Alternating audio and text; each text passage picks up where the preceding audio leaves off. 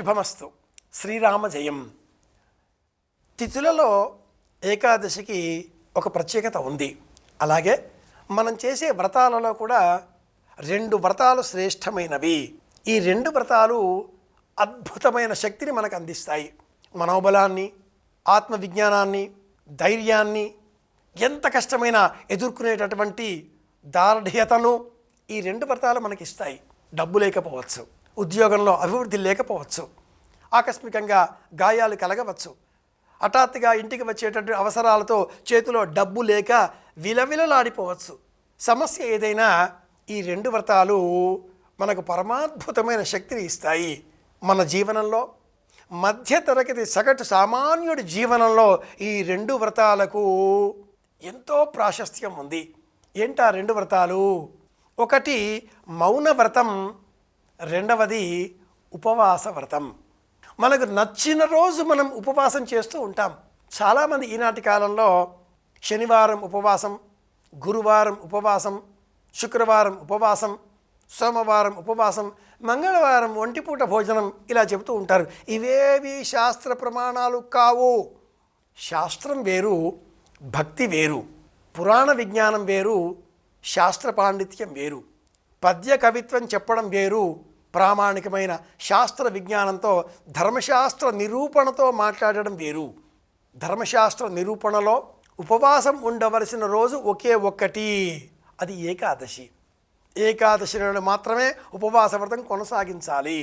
తండ్రి మరణించిన వారు మాత్రమే అమావాస్య నాడు ఉపవాస వ్రతం చెయ్యాలి. పితృశ్రాద్ధం ఏర్పాటు చేసే రోజు, ఆ రోజుకు ఒకరోజు ముందు రోజు రాత్రి మాత్రమే ఉపవాస వ్రతం చేయాలి. ప్రత్యేకమైన ఈ ధర్మశాస్త్ర నియమావళిని అధ్యయనం చేస్తే అందులో 2 వ్రతాలు చాలా గొప్పవి అని తెలియవస్తుంది. ఆ 2 వ్రతాలలో ఒకటి మౌనవ్రతం కాగా రెండవది ఏకాదశి వ్రతం అనుకుంటే, ఈ రెండింటినీ కలిపి పాటించేటటువంటి రోజు వైశాఖ బహుళ ఏకాదశి, అపర ఏకాదశి. మౌనంగా ఉండాలి. మౌనంగా ఉన్నప్పుడు కూడా ఇలా మనం 2 చెవుల వద్ద ఈ చూపుడు వేలు ఇలా ఉంచి ఆ 2 చెవులలో ఉండే కర్ణభేరిని మూసి తెరిచి ఇలా ఒక చిన్నపాటి క్రియ మనం ఆచరిస్తే శబ్దంలో ఉండే భేదం మనం గుర్తించవచ్చు. శబ్ద బ్రహ్మము అని దానికి పేరు. ఆలయంలో ఒక విగ్రహం ఉంటే ఆ విగ్రహం దిగువన ఒక యంత్రం ఉంటుంది. ఆ యంత్రం మీద ఉండే బీజాక్షరాలకు మనం అక్షర బ్రహ్మము అంటాం.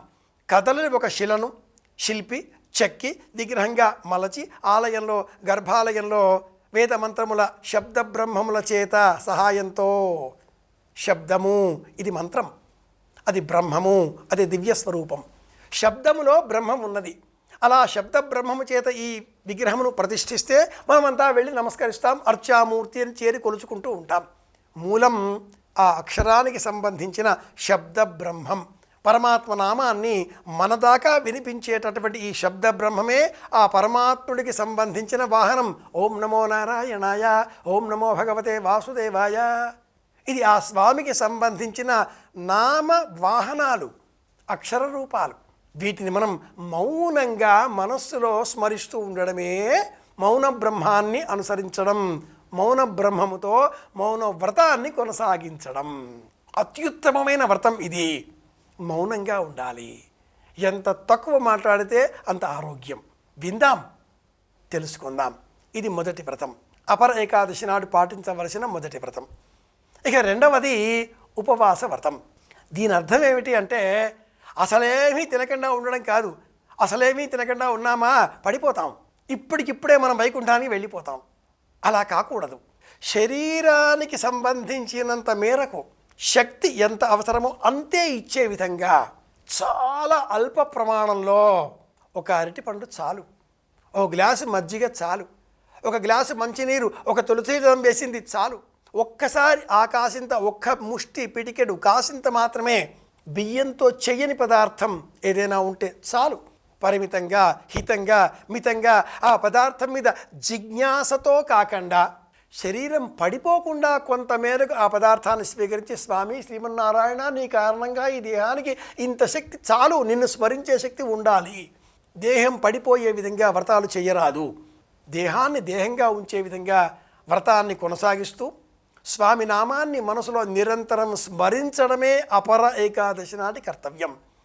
పాటించవలసిన వ్రతాలు 2: 1 మౌన వ్రతం, 2 ఉపవాస వ్రతం. ఇవి నిజమైన వ్రతాలు. అన్ని కష్టాలలోంచి మనల్ని కాపాడేటటువంటి శంఖుచక్రముల వంటి ఆయుధాలు. తెలుసుకున్నాం, పాటిద్దాం, అందరి క్షేమాన్ని కోరుదాం. మళ్ళీ కలుసుకుందాం. శ్రీరామ జయం.